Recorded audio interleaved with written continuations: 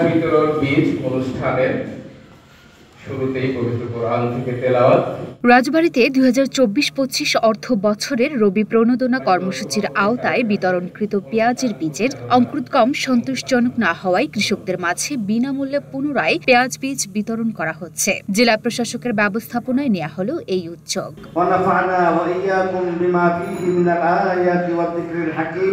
জেলা সার বীজ মনিটরিং কমিটির প্রতিবেদন সূত্রে জানা গেছে, রাজবাড়ীতে বিভিন্ন উপজেলার প্রণোদনার পেঁয়াজের বীজ ক্ষতিগ্রস্ত হয়েছিল ৩,৭২৫ জন প্রান্তিক কৃষকের। এ নিয়ে প্রতিবেদন প্রকাশ করে ঢাকা পোস্ট সহ দেশের বিভিন্ন গণমাধ্যম। বিষয়টি জেলা প্রশাসক বিএডিসির চেয়ারম্যান ও কৃষি বিভাগের সচিবকে জানালে তদন্তপূর্বক ব্যবস্থা নেওয়ার আশ্বাস দেওয়া হয়।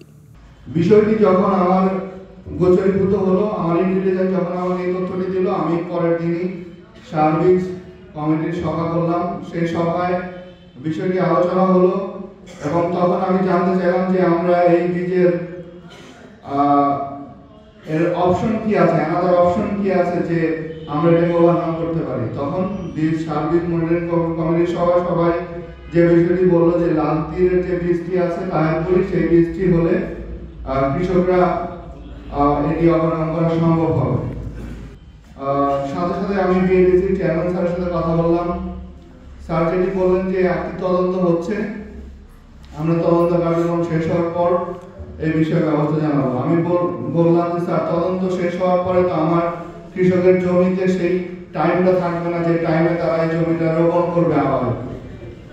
সাথে সাথে আমি সজীব স্যারের সাথে কথা বললাম। সজীব স্যার আমাকে এটি জেনেই বললেন, তুমি ধরে নাও তুমি বীজ পেয়ে গেছো, তুমি ব্যবস্থা নাও, তোমার সব চ্যানেল তুমি ঠিক রাখো, আমরা তোমাদেরকে বীজ দিয়ে দেবো, তুমি আমাকে একটা রিপোর্ট পাঠাও।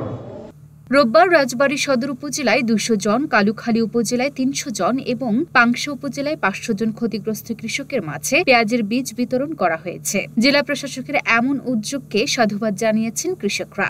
সম্মানিত ডিসি স্যার আমাদের বীজের বীজ আবার দিচ্ছেন, আমরা এতে খুব খুশি। আমাদের উপসহকারী কৃষি অফিসার আমাদের বসির ভাই আমাদের মাঠ কর্মী, ওনার কাছে আমরা জানানোর পরে যে আগে বীজ আমাদের জানায় নেই, উনি এসে দেখে মাঠে যায় তদন্ত করে ভিডিও করে নিয়ে আসেন। তখন ওই উপসহকারী কৃষি অফিসারের কাছে জানানোর পরে আমাদের ডিসি স্যার আমাদের জন্য বীজ দিচ্ছে, আমরা এতে খুব আনন্দিত। সদর উপজেলা নির্বাহী কর্মকর্তা মারিয়া হকের সভাপতিত্বে উদ্বোধনী অনুষ্ঠানে রাজবাড়ী কৃষি সম্প্রসারণ অধিদপ্তরের উপপরিচালক ডক্টর মোহাম্মদ শহীদুল ইসলাম, রাজবাড়ী সদর উপজেলা কৃষি কর্মকর্তা মোহাম্মদ জনি খান সহ প্রমুখ বক্তব্য রাখেন। লুনা আফরোজ নিপা, ঢাকা পোস্ট।